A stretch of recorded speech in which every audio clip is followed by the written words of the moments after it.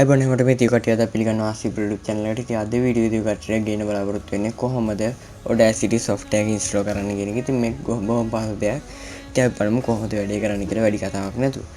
ඉතින් ඔයා මුලින්ම Google Chrome web browser එකට යන්න ගිහිල්ලා ඔයාට පුළුවන් මෙතන audacity කියලා type කරන්න. මේ විදිහට type කරලා enter press කරාට පස්සේ ඔයාට පුළුවන් මෙන්න මේ විදිහට audacity team.org කියන වෙබ්සයිට් එකට මේ විදිහට යන්න.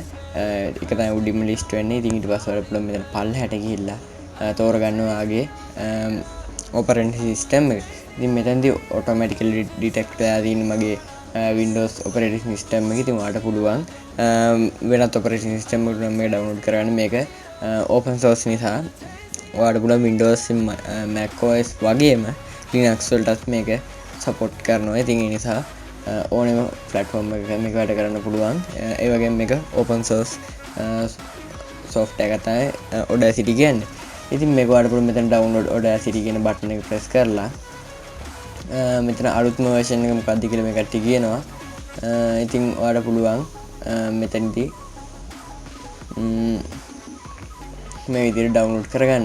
automatically download වෙනවා website එකට ගියාම.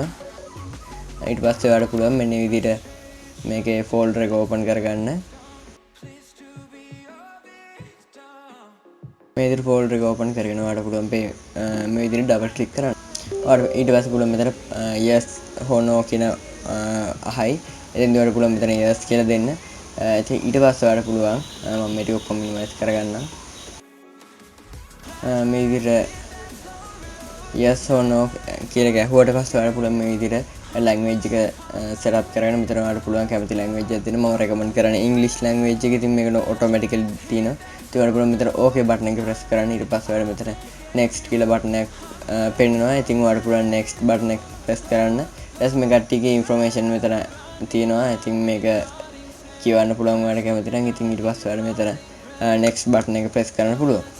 ඊට පස්සේ මෙතන ඔයාගේ file location එක අහනවා කොහෙද මේක save වෙන්න ඕන කියලා. ඉතින් මම මෙතන default location එක තමයි දෙන්නේ.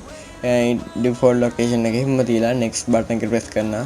හැබැයි ඔයාලට පුළුවන් මෙතන browse කියන option එකකින් ඔයාගේ මේ file save වෙන්න ඕනේ. ඒ කියන්නේ ඔයාගේ install මේ program එක install වෙන්න ඕනේ වෙන තැනක නම් එතන දෙන්න පුළුවන්. ඉතින් මම මෙතන default තියලා next button එක press කරනවා. ඊට පස්සේ ඔයාලට පුළුවන් මෙතන